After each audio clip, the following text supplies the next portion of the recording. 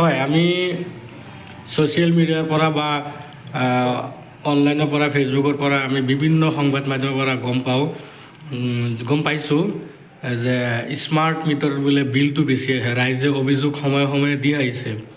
আপুনি যিহেতু লাইনৰ অফিচত কৰ্মচাৰী, ইয়াৰ বিষয়ে আপুনি কি ক'ব? ইয়াৰ বিষয়ে চাওক, লাইনৰ বিল কেতিয়াও বেছি নাহে। ছাপ'জ এক্সাম্পল, মোৰ ঘৰত BPL কানেকশ্যন এটা আছিলে, এতিয়াও চলি আছে।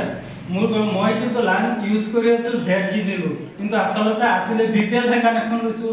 লোডটো আপোনাৰ 1.5 kg হৈ আছে, লোডটো 1.5 kg হৈ আছে, বিলটো বেছি হ'ব। যিমান ইউজ কৰে সিমানেই যাব, সিমানেই হ'ব বিল, ইয়াতকৈ বেছি নহয়। কিন্তু ৰাইজে যে অভিযোগ দিয়ে তাৰ বিষয়ে কি ক'ব? চাওক, এইটো ৰাইজে যে অভিযোগ দিয়ে, আপোনাৰ ধৰক 324 টকা বা 26 টকা এটা আপোনাক হেৰি কৰে, এই আপোনাৰ এইটো কি কয়, এডজাষ্টমেণ্ট দিয়ে। আপোনাৰ যিটো prepaid recharge meter, smart meter, এইটো আপোনাৰ এই এডজাষ্টমেণ্ট দিয়ে।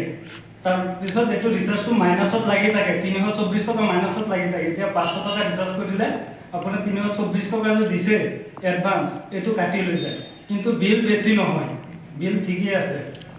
এতিয়া ৰাইজক আপুনি কি মেছেজ দিব? ৰাইজক মেছেজ এইটোৱে দিম যে ৰাইজে চলাক, ভালকৈ চলাক, বেছি নচলাব, কমকৈ চলাব, হিচাপত চলাব, তেতিয়াহ'লে বিল বেছি নাযায়। আপুনি যিমান ইউজ কৰে সিমানেই যাব। ৰাইজৰ যিটো ভাবি আছে তেনেকুৱা নহয় আচলতে। ধন্যবাদ।